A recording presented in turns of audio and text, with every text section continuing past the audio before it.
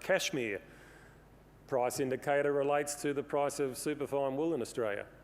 As it turns out, even though they're largely produced in completely different continents, there's quite a strong correlation between the two. Now, what's happening in the cashmere game? Well, basically, it's pretty trendy with consumers. The other thing that is happening, the production is dropping, particularly driven by demand for meat, and particularly in places like China. So if we think about the outlook, particularly the finer end of the spectrum, there are, if you look overseas and look at some of our major competitors, or some of the people we'd like to take some market share from, the prospects are quite positive. As Carolyn put up, the price outlook for us, we think, is quite positive. Now, we're not in the business of forecasting price, so all I've added here is the forecast from a London-based forecast that we pay a bit of attention to, as well as ABARES, which is called the Economic Intelligence Unit. It's a bit of an oxymoron, but it's interesting that they think that like ABARES, that the long-term prospects for the wool fibre are quite positive. Okay, and Carolyn, I'd like to update. That's last year's data. Okay, that upward trend in US dollars is largely the emergence of China. So if we now start to talk about how the consumer market's changed, now that I've set that high-level landscape for you, for us, we've been looking very hard at the long-term evolution or the likely pressures demographically on consumers. The investments that we make now as a research and development corporation pay out over decades. So we're looking hard at where the market's going. Some fascinating work that we had done by a guy called Clint Laurent looks at demographic change over the next decade in the global markets. Now, he segments the expenditure. He came up with 5 segments, and they're the vertical bars, based on how much consumers spend per capita on clothing and footwear. You can see the top group. Each person spends more than $1,200 US a year on clothing and footwear. Well, that represents 38% of global spend on clothing. But it's only 5% of the people around the world. It's an extraordinary concentration of spend on clothing and footwear. It's basically a function of the fact that the vast majority of the world's population live in the third world and do not spend a lot of money on clothing. If you add the next category, that's adding another 3% of the consumers, we take it up to 50% of the spend on clothing. Now, wool is an expensive discretionary purchase. It's around at the moment about 7 times the cost of cotton. So one of our challenges is, which part of this market do we want to play in? Who can afford to buy wool? In the future, which consumers will be able to afford to buy wool? It's interesting also that those top 2 categories are the most rapidly growing categories in terms of their share.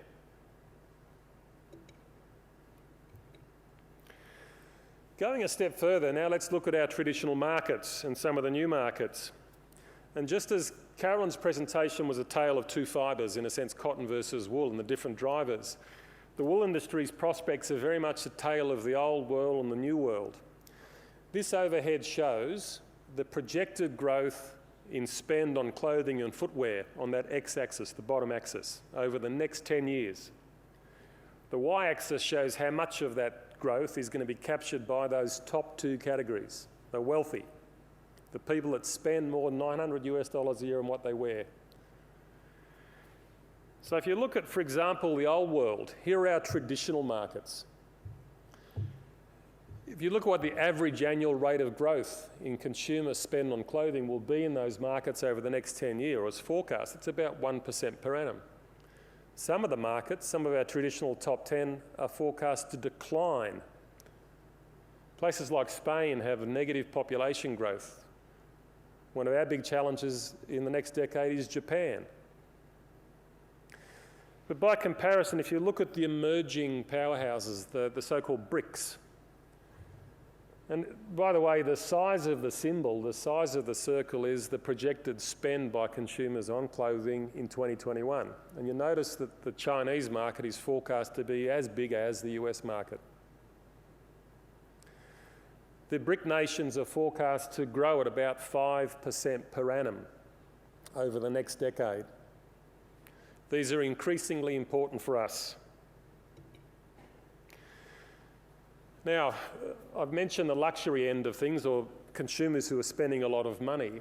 The luxury apparel segment of the market is the fastest growing segment of the business. So it's been growing at around 9% or so per annum. In this area, provenance, or the story of the fibre, the authenticity is very, very important.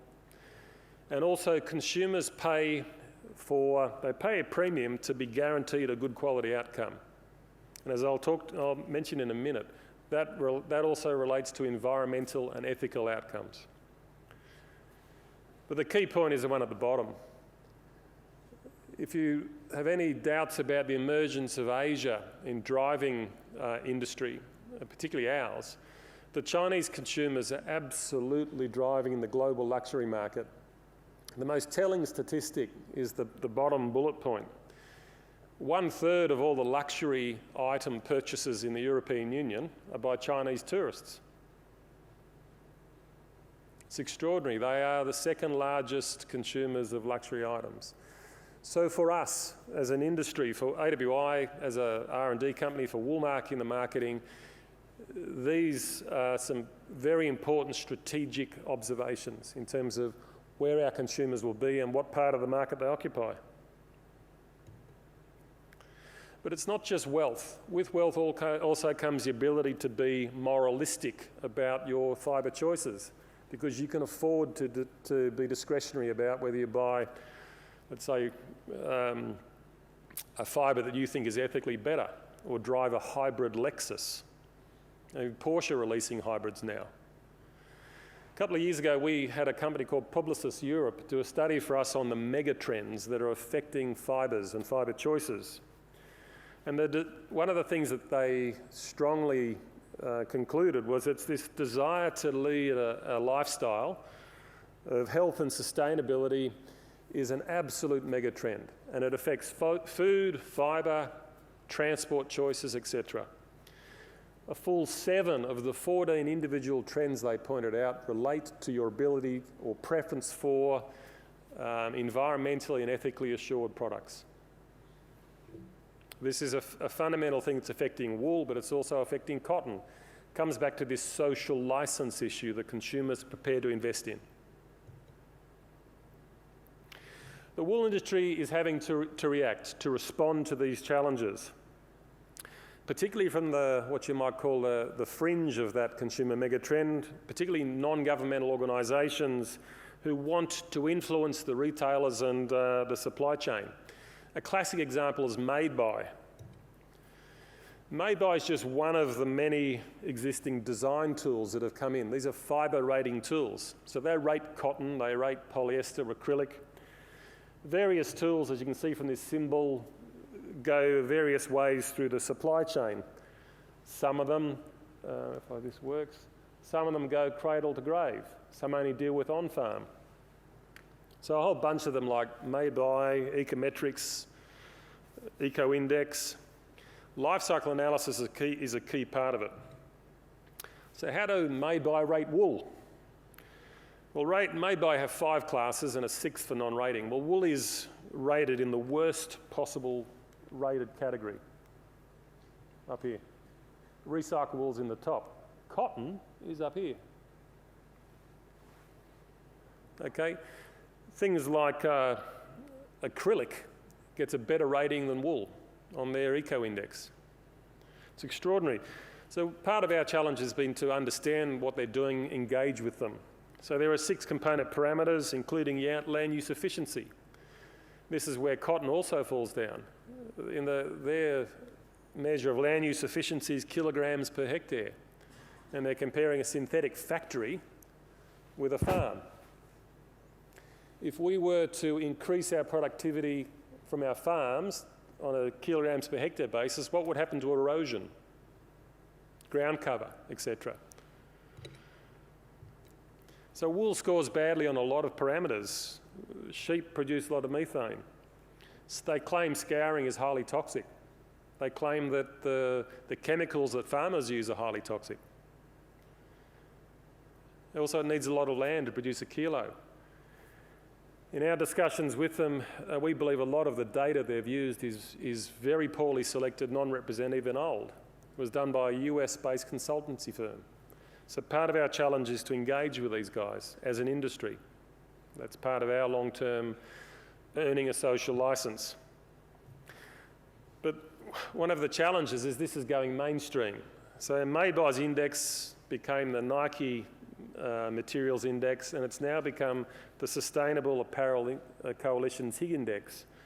There are 60 leading brands involved in this, and if you look at some of those brands, we're talking the biggest in the world. Adidas, you've got, in say the hunting fishing set or quality clothing, Burberry. In the outdoor world, Patagonia, Levi's, Puma, the VF Corporation, Target. So for these guys are rating the textile fibres, and these companies that have signed on to use this information in their fibre choices. So wool scores very, very low. It's even worse than corn-fed leather. Its polyester scores much more highly, even though it's an oil-based fibre. So this is a challenge for us. Greenpeace are in on the act. So Greenpeace launched their Dirty Laundry campaign early last year. They've released 2 of the 5 reports. Their focus initially has been China. And they've been working very quietly for about 4 years monitoring effluent discharges. Our expectation is at some point they'll do a report on wool. They're focused mainly on cotton and the man-made fibres so far. They've identified 11 groups of chemicals that are used commonly in the global textile industry, including cotton, which they want phased out by 2020. There's a whole range of things, from detergents to plasticizers, even dry cleaning fluids that you may have your suit washed out or cleaned in at your local dry cleaner. So we've been looking hard at wool's exposure here. They've initially targeted 14 brands, and they're focused on cotton and man-made fibres. Already 5 of the major brands and 2 of the retailers have signed on to zero discharge status for their supply chains by 2020. That's, 8 years away, 7 years away. They're focusing first on the outdoor sector. So this is a real challenge for us, and it affects all of the fibre industries, be it cotton or wool. The other thing that we are dealing with, and this is where I'd like to draw my presentation toward a finish, is demographic change. The demographics are affecting our fibre markets, our established markets in particular, and critically ageing. In UK, Japan, Germany, France and Italy, over 50-year-olds will represent more than 50% of clothing spend by 2016. That's sort of the late baby boomers. As I look around the audience, there's a number of us, myself included, that are in this, I'll be in that category by 2016. In Japan, more than half the population will be over 50 by 2016. So this affects the sort of clothing market that we supply to and the sort of fibre choices or product segments that consumers want to buy. So a major trend is what we call affluent ageing. Okay? The other end of the spectrum, with declining birth rates but with rising middle class and wealth, there's a thing called the little emperors. These are parents who spend so much money on their children, lots of money to buy very little fabric. And the other thing for us, we're very excited by this market, is it's a high turnover market. So there are implications for us. So in our strategy, there's a fundamental concept which underpins a lot of what we do, which is about market defence, growth and creation. So the best quadrant for us to operate in is that top right-hand quadrant up here, where consumers are wearing the products every day and wearing them out, but you're getting a high retail price per year. The worst space for Australian